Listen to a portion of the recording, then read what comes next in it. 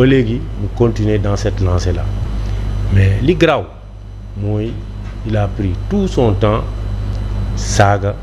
te le temps que ça a pris bientôt léegi mu yàgg léegi mu mat une semaine ou 4-5 jours te jusque là kenn jàppagu ko dafa am nag loo xam ne ñun metti nañu en tant que apériste parce que propos yu violents yi nga xam ne da ko tenir à l'endroit de nos camarades et qui plus est de tous les apéristes ñëpp ñi nga xam ne dañoo jàppale le président Macky Sall dañu nekk dans l'APR ma jàpp ni nag bu sañee def li mu def dafa am fu mu ko wéeru wala dafa am ku koy protéger wala lu mu yaakaar. Vous pensez? Oui en amont bi mu saagee le président de la République en amont bi mu saagee le président de la République il devait être emprisonné. Le procureur aurait dû s'autosaisir afin que ñu arrêté ko parce que c'était grave et c'était grave donc on l'a laissé boobu ba léegi muy traîner et pire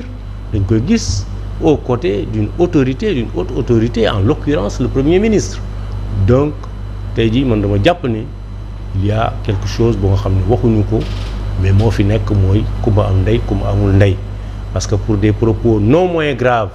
jàpp nañ fi ay nit tëj leen or ki li mu wax c'est extrêmement grave te c'est à saluer le fait que ni il y a des gens yoo xam ne ils sont dans leur camp accepté wuñu li mu wax parce que c'est contraire à nos valeurs te et puis dañu jàpp ni dafa mel ni reewende sax moo ci bëgg a dugg donc véritablement man loolu laa amoon lu ma ci wax.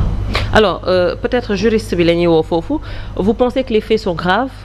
par rapport ak ce qui s'est passé sur la vidéo parce que c'est un ancien quand même chef d'État moom la ñu tenir ci yenn propos yi. ainsi parce que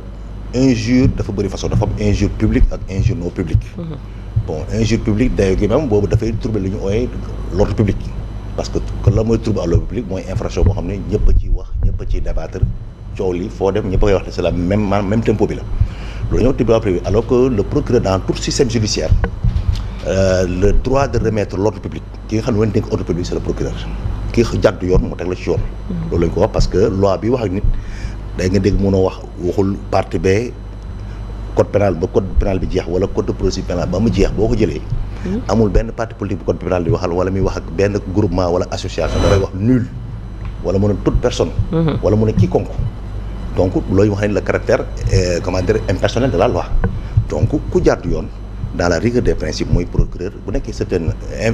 infraction d'ordre public la mooy ñëpp ko ci wax muy tout le gravement l'ordre public lii yoon santaane mooy le procureur su nekkee mënta autosaisir ñi nga xam ne ñoom la ñuy saaga wala saaga ba ci ñoom la jëm wala c'est des personnes qui sont identifiées ou identifiables ñoom yoon mën na leen may peut-être ñu déclencher action publique bi ñi nga xam ne toute personne qui a intérêt parce que pour essayer en justice il faut d'abord avoir un intérêt légitime APR c'est une association mun nañ porter plainte wala def dénonciation là voilà loolu mun na nekk à défaut bu nekkee nag am na bon information bi dégg ñu ne procureur autosaisir na su amee c'est ça loolu c'est ça la rigueur des principes. Foofu tam il y a deux versions. D'aucuns disent que le procureur s'est autosaisi. J'en suis pas sûr mais gis naa ci presse bi ñu ne ci presse bi laa ko gisee ñu ne procureur dafa autosaisir. bu amee loolu moo war a nekk c'est ça la rigueur des principes procureur moo fa war a nekk ku jàdd yoon mu teg la ci yoon parce que l'ordre public est confié au parquet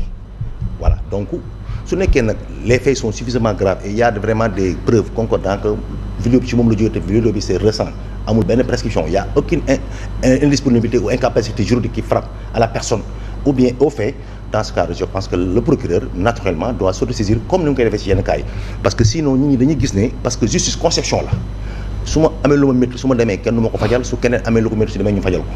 procureur nag je le comprends yoon may na ko benn prérogative il y a ce qu'on appelle sur ces prérogatives de poursuite ou ce qu'on appelle li ñu ooyee na moo ci gulguyam man su ma neexee mun naa saaga léegi Ahmed procureur ma porte plainte procureur jàpp Ahmed su ma neexee keneen mën na ma seen saaga ma porte plainte procureur du ko jàpp mais procureur bu ne lu ma poursuivre daf la koy notifier dans les 8 jours na la yaa ma waxoon naa porte plainte Ahmed mais mënu ma ko poursuivre bu la neexee nag nga dem déclencher action publique bi dem def ce qu'on appelle plainte avec constitution de partie civile su boobaa nga déclencher action publique bi loolu yoon may na ko procureur mais normalement man li ma njëkk a déplorer mooy espace public bi depuis procureur commencé ñëw di réglementer espace politique bi là dafa commencé am ay problème l'espace public le débat public le débat politique et le débat public c'est pas procureur moo koy réglementer wala police parce que ku ne kujjee politique ku ne kujje ne pouvoir ak kujje gi ne werante waxoo dëgg d'accord ma ci lii loolu mooy démocratie c'est la divergence des idées c'est la contradiction des débats mais su nekkee bu amee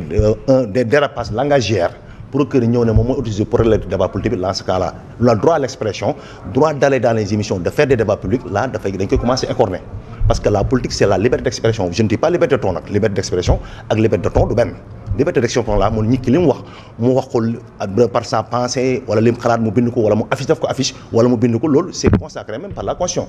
mais dans la rigueur des principes yoon moo ne ku jàddu yoon procureur normalement su gisee ne y a suffisamment des indices graves et concordants à asseoir ta culpabilité daf la war a jàpp def lu yoon war loolu mooy yoon dans un pays démocratique ak dans un pays normal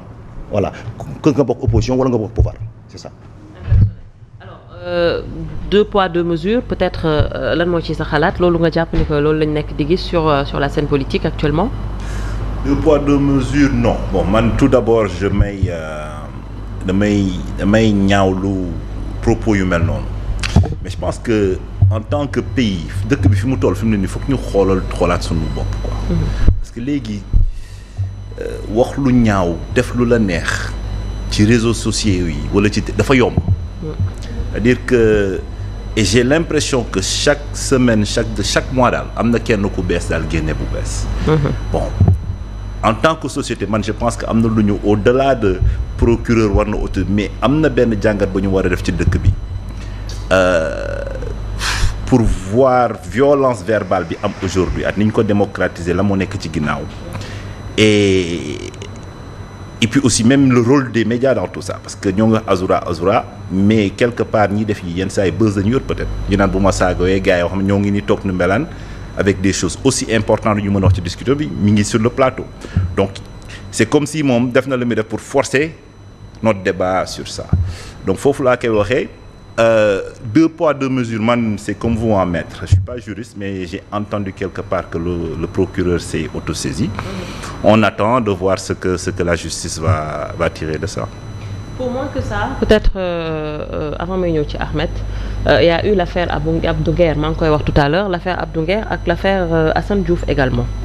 boo xam que bu amee lu ñu war a criminaliser dans ce pays mooy ça. Ah bon. ñu bëri dem nañu prison tëdd 10 ans wala 5 ans saaga kese la nga saaga jënd mu ne te dafa yéeme sax mais man je me plie c'est-à-dire que man damay fàttali président li mu waxoon tout récemment président yow yaa waxoon ne di nga assainir ce secteur. tey gis nga kenn ku defee lii ku def nii ba pare jëmale ko si nag ci ancien président bi fi nekkoon. waxuma procureur waxuma kan te nit ku ne ci kàddoom nga ko mën a jàppee monsieur le président sénégalais yëpp ñu ngi lay xool yaa def point de presse wax ak sénégalais yi nga ne am na lu xamante ni dootu leen ko nangu te yow président dootoo ko nangu bu dee ko ànd ak man dootuma ko nangu bu dee ko àndul ak man duma ko nangu. yàlla def nag benn fee ngi nii Sénégalais yëpp ñu ngi lay déglu pour xool mbir mi ba fan la jëm ndax ñu ngi fàttali ñoo xamante ni tëj nañ leen